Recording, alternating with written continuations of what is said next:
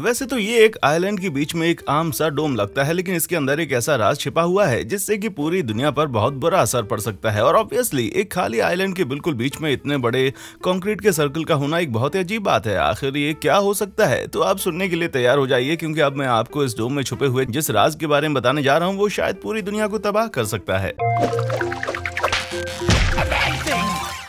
Martial island एक island country है जहां पर कुछ 50,000 लोग रहते हैं और ये कुछ 29 कोरल एटोल्स तक फैला हुआ है, जिनमें से कि एक आपको यहां दिखाई देगा। ये रुनित आइलैंड है। एनेवेटक आइलैंड के एक हिस्से मार्शल आइलैंड, जो कि 1100 इंडिविजुअल आइलैंड्स और आइसलैंड से बना हुआ है, उनमें से एक आइलैंड है। देखने में ये वेकेशन के लिए बेहद सुंदर और शांत जगह लगती है, जो कि नीले पानी, बीचेस और पाम ट्री से भरी हुई है। पर यहाँ का डोम, जो कि कैक्टस डोम और टॉम भी कहलाता है, इतना देखने लायक नहीं है। पर हम बोलने वाले कौन होते हैं? हम इंसान चाहे तो इसको भी बदल कर एक मार्केट बना सकते हैं ना। पर शायद हमें इतनी जल्दी नहीं मचानी चाहिए। जहां दूसरे आइलैंड शांत और बहुत ही सुंदर जगह हैं, पर वहीं पर रुनित आइलैंड बहुत ही लंबे समय तक आगे भी खाली रहने वाला है, कम से कम 24,000 साल या उससे भी कहीं अधिक। ये आइलैंड इतनी दूर स्थित है कि इसकी देखभाल करने की जरूरत नहीं है और कोई भी यहाँ नाव से आ जा सकता है।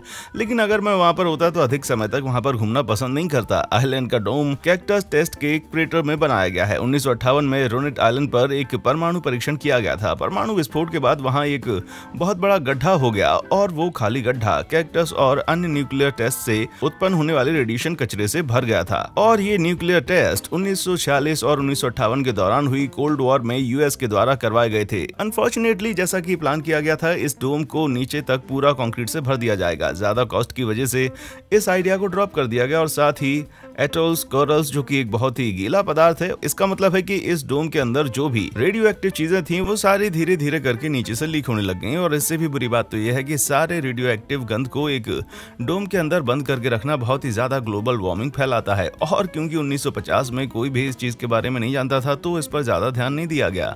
और ये भी मुमकिन है कि बढ़ते हुए सी लेवल शायद इस डोम के ऊपर के हिस्से को नष्ट कर दें, जिससे कि सारा का सारा रेडियो एक्टिव गंद इसमें से निकलकर पूरे पैसिफिक ओशन में फैल जाएगा। सैडली यूनाइटेड स्टेट्स के कोल्ड वॉर न्यूक्लियर टेस्ट के दौरान पैदा हुए गंद से काफी ज्यादा लोगों को चोट पहुंची है।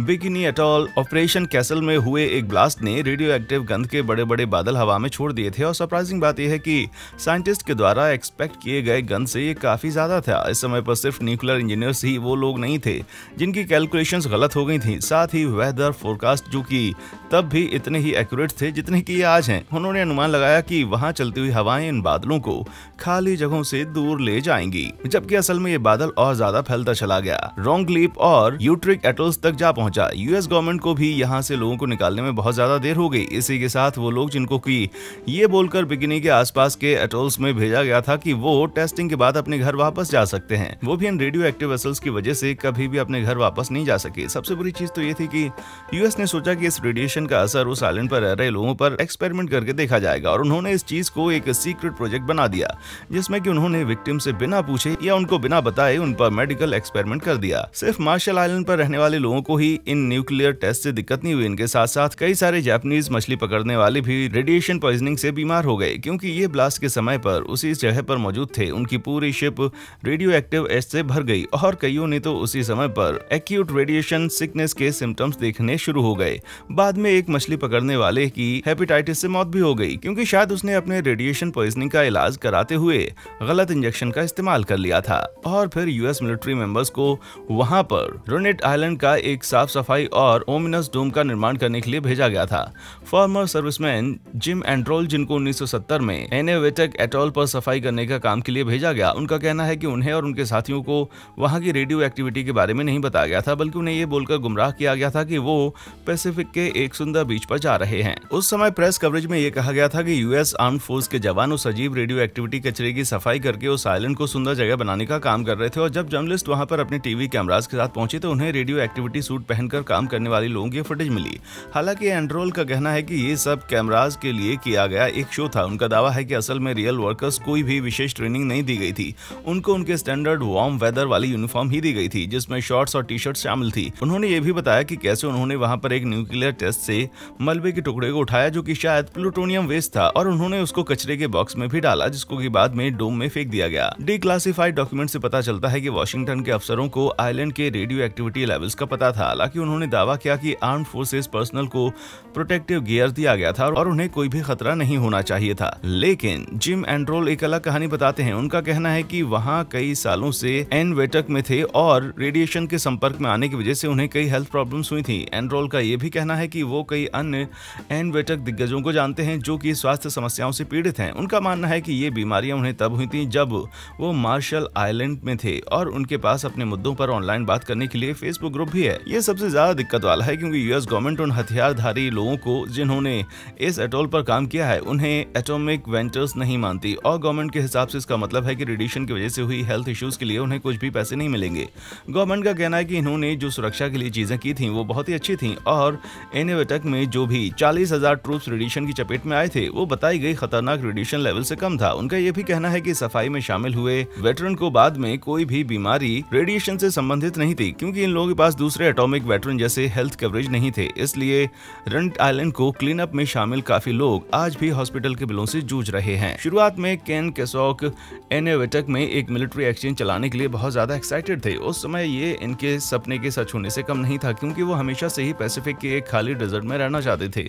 अनफॉर्चुनेटली इस जगह पर रहने से काफी हेल्थ प्रॉब्लम्स होती हैं जिसके बाद इसको ठीक करने के लिए 40 सर्जरीज तक करवानी पड़ी। इसके बाद से ये उनके लिए खौफनाक सपने में बदल गया। बुरी बात तो यह है कि मार्शल आइलैंड्स और अमेरिका के हथियार वाले पर्सनल जो कि इन एटोल्स में रेडिएशन की चपेट में आ गए थे यहाँ के आखिरी विक्टिम्स नहीं है। याद रखिए कि उस समय पर लोग ग्लोबल वार्मिंग पर ज्यादा ध्यान नहीं देते थे और उन्होंने अनुमान लगा लिया था कि समुद्र के बढ़ते हुए स्तर से इस डोम में कोई भी फर्क नहीं पड़ेगा। लेकिन अब शायद इसके कंट्रोल बटन से रेडिएशन लीक हो रही है और अभी तो ये सबसे बुरी न्यूक्लियर क्लीन अप डिजास्टर वाली जगह नहीं है क्योंकि वो है हैंडफोर्ड वाशिंगटन और ये वो जगह है जहां पर यूएस ने अपने कई प्रोजेक्ट्स में इस्तेमाल होने वाले प्लूटोनियम को बनाया था। इन प्रोजेक्ट्स में सबसे फेमस मैनहट्टन प्रोजेक्ट्स भी शामिल है जिसमें कि वर्ल्ड वॉर 2 में नागासाकी को तबाह करने वाले बॉम्ब को बनाया गया था। हैंडफोर्ड के इस प्लूटोनियम का इस्तेमाल कोल्ड वॉर के दौरान हथियारों के भंडार के लिए भी किया गया था। आखिर में सारा गंद गया कहां पर? ये गया स्टील के टैंक्स में जिसमें से काफी सारे तो अब अंडरग्राउंड वाटर में लीक हो रहे हैं। ये सारी लीकेज का पता 1950 में चल गया था इसलिए मैनेजमेंट ने 2 दीवारों वाले टैंक्स का इस्तेमाल करके 1964 तक इस सिचुएशन को काफी सही कर दिया पर अब वो भी लीक कर रहे हैं। 56 बिलियन टन न्यूक्लियर वेस्ट अभी भी इस साइट के बीचों बीच मौजूद है। हैंडफोर्ड प्लूटोनियम प्रोडक्शन फैसिलिटी के पास बनाई गई एक सुंदर चहल पहल वाली जगह थी लेकिन अब यहाँ एक नई इंडस्ट्री का निर्माण हो रहा है जो कि न्यूक्लियर वेस्ट क्लीन अप है। इस क्लीन अप सेंटर पर अब तक $42 मिलियन लगा दिए गए हैं और उम्मीद करता हूं कि अगले 50 सालों तक ये ऐसे ही चलता रहेगा। इसे department of energy DOE manage करता है और ये अपने प्रोजेक्ट की सफलता के बारे में सबको बढ़ा चढ़ाकर बताना पसंद करते हैं कि किस तरह इन्होंने 9 बिलियन गैलन से ज्यादा ग्राउंड वाटर को साफ किया है, 7 रिएक्शंस को बचा कर रखा है और किस तरह इन्होंने कई सारी बिल्डिंग्स को साफ किया है। दुर्भाग्यवश उन्होंने इस चीज को इग्नोर कर दिया कि हैंडफोर्ड में अभी भी न्यूक्लियर वेस्ट के ढेर पड़े हुए हैं। इससे भी बुरी बात यह है कि जिन लोगों ने इस साइट के आसपास भी काम किया था उनको भी बहुत सी बीमारियां हो रही हैं। कई लोगों ने यह भी बताया कि जब वो इस रिएक्टर साइट पर काम कर रहे थे तब उन्हें एयर टैंक्स भी अलाउड नहीं थे। सेथ एलिंग्सवर्थ ने बताया कि काम करते समय उसने एक अजीब सी चीज स्मेल की जिसके बारे में उसको अब एक अनोखी लंग डिसीज हो गई है। इस बीमारी की वजह से उसको सांस लेने में तकलीफ हो रही थी और डॉक्टर को दिखाने पर पता चला कि वो रिएक्टिव एयरवेज डिजीज है जिसका संबंध ज्यादातर स्मोकिंग से होता है। पर सेथ ने बताया कि उसने जिंदगी में कभी स्मोकिंग नहीं की थी और साइट पर काम करने से पहले उसे कोई तकलीफ भी नहीं हुई थी। वहां के दूसरे कर्मचारियों को भी दूसरी बीमारियां हुई जैसे कि डिमेंशिया जो कि अक्सर बूढ़ों में होती है वो हो गई। लेकिन हैंडफोर्ड पर काम करने वाले ज्यादातर लोग जवान थे। जहां DOE हैंडफोर्ड को साफ करने का काम सीरियसली लिया, यूएस और दूसरी कंट्रीज इन न्यूक्लियर वेस्ट को संभालने में नाकामयाब रहीं। कंट्री में बहुत सारी जगह ऐसी होती हैं जहां पर हथियारों के अलावा बिजली बनाने के लिए न्यूक्लियर रिएक्शंस का इस्तेमाल होता है क्योंकि कोयला जलाने से भी काफी सारी एनवायरमेंटल प्रॉब्लम्स होती हैं। तो आखिर न्यूक्लियर वेस्ट से डील करने का सबसे अच्छा तरीका क्या है? ये कुछ ऐसे आइडियाज हैं जो कि दुनिया के सबसे बुद्धिमान लोगों ने बताए हैं। इसको स्पेस में ले जाकर ब्लास्ट कर दो या तो इसको एक रॉकेट में ले जाकर सूरज के अंदर ब्लास्ट कर दिया जाए जो कि पहले से ही आग का गोला है, या फिर इसको स्पेस में कहीं पर भी छोड़ दिया जाए। वैसे भी इस बारे में किसको पता चल रहा है? हाँ, बजाय इसके कि शायद कुछ एलियंस इसको ढूंढ लें और वापस इसको धरती पर भेजने का फैसला करें, तब शायद हमको खतरा ज्यादा है। असल में इन सबसे बड़ी मुसीबत भी है।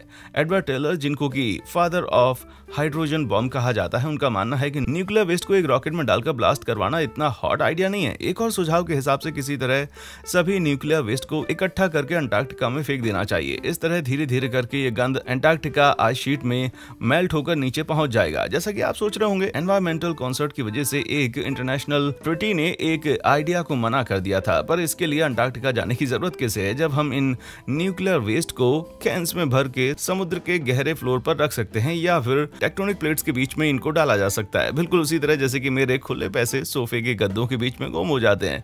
लेकिन इसके विपरीत मैंने शार्कनाडो देखी है और शायद ही कोई दुनिया में म्यूटेड शार्क्स को देखना चाहेगा। ये सब आइडिया घूम फिर कर न्यूक्लियर वेस्ट को टैंक्स में रखने पर ही वापस आते हैं, जो कि उनके रेडिएट होने के पहले ही फेल हो जाएगा। हाँ, ये बात जरूर है कि ये आइडिया अभी तक इतना कामयाब नहीं हो रहा है, पर शायद किसी के पास इससे बेहतर आइडिया है भी नहीं, तो लगता है कि शायद हम इसी तरीके को चालू रखने वाले हैं। चलिए अब रनिट आइलैंड के डोम पर वापस आते हैं।